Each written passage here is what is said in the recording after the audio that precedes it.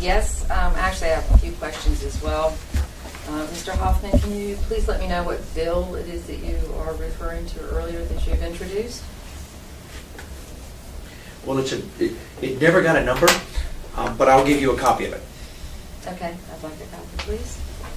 And also, mention the EPA Clean Energy Plan and the issues of subsidizing nuclear. Obviously, nuclear is already subsidized beyond even our wildest dreams if we look at the issue of its waste, because that's going to be on our children's on down the line.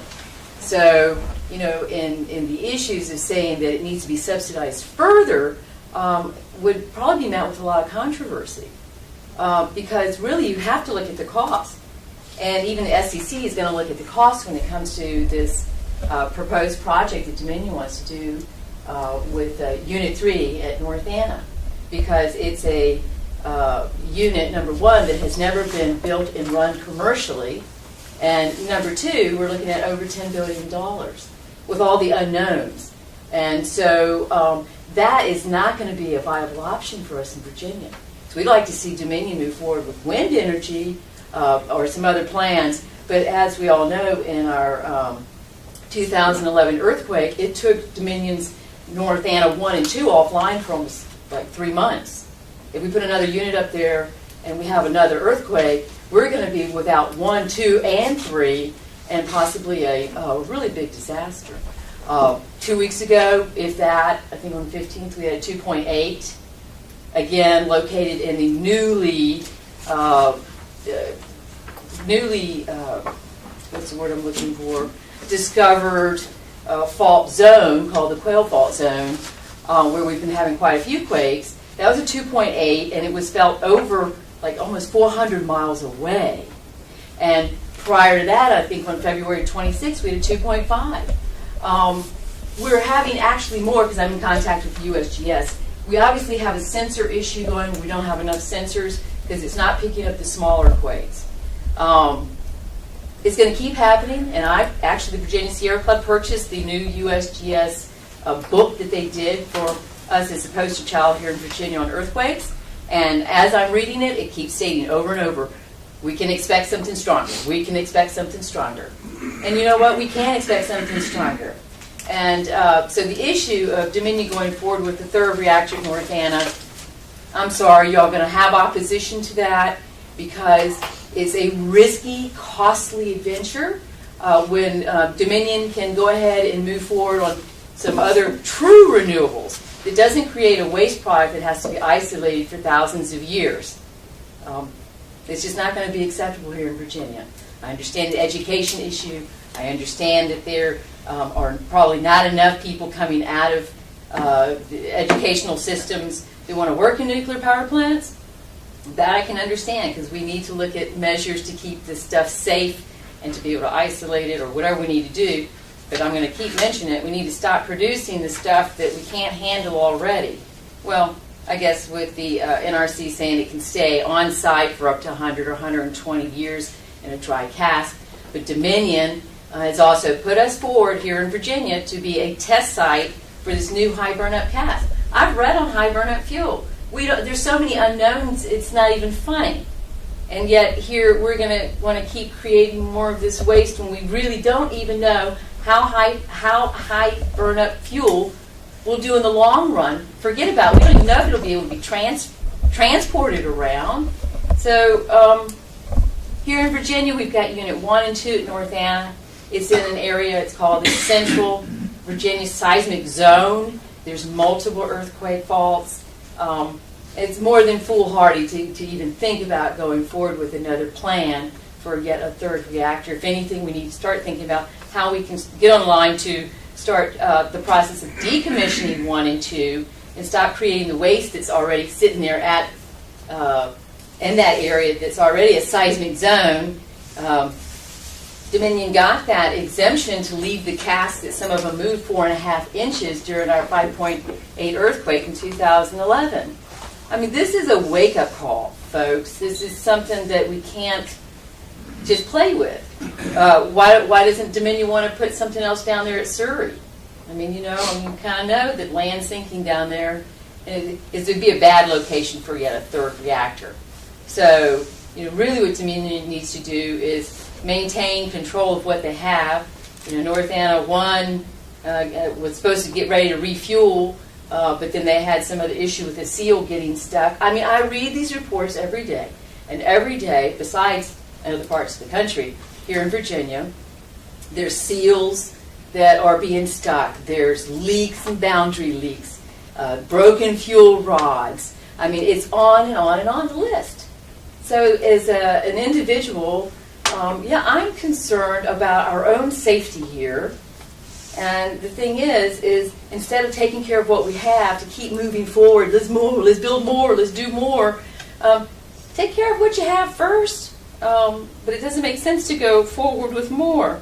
And under this thing about this subsidizing and giving nuclear more like a cost playing field or whatever, I'm sorry, it's not economically viable.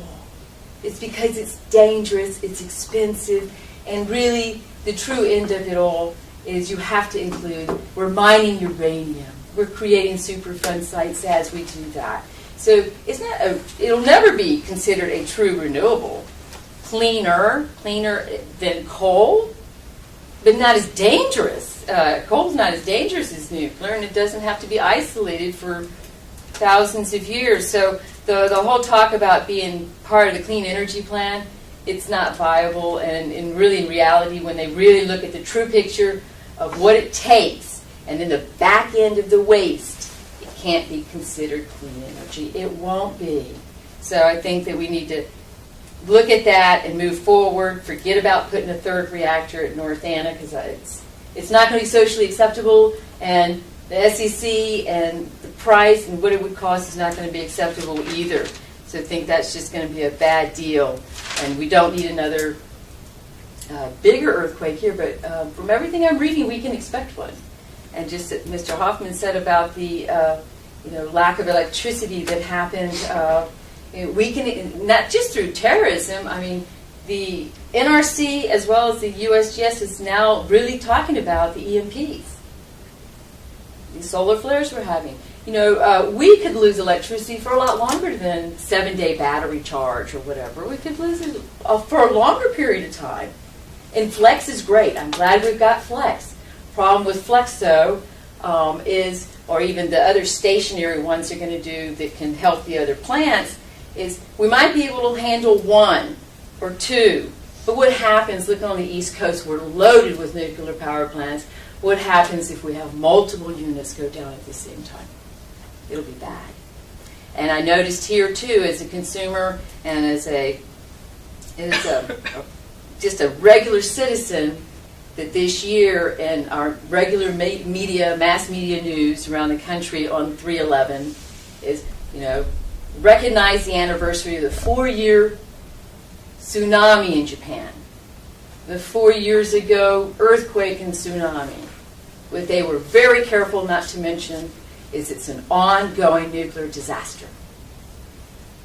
There are over 300 tons of radioactive waters entering the ocean every day for 4 years. I mean, it's a catastrophe. So as an individual, and as a mother and as a grandmother, I don't want to see that happen here or anywhere else.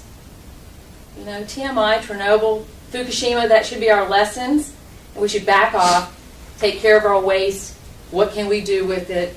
But to continue to promote more nuclear, it just shouldn't be an option. And I did want to give, and if you don't mind, Randy, you might want to make them a copy. We have officially here in Virginia started our own coalition, and it's called Not on Our Fault Line, No New Nuclear Reactor at North Anna. It's too costly. It's too risky. And we urge Dominion Virginia Power and the state of Virginia to pursue a clean energy plan which excludes the expansion of nuclear power at North Anna. The cost of a third reactor at North Anna will likely exceed $10 billion, money that can be invested more wisely in energy efficiency and renewable energy. So there's almost 24 groups now that have joined on.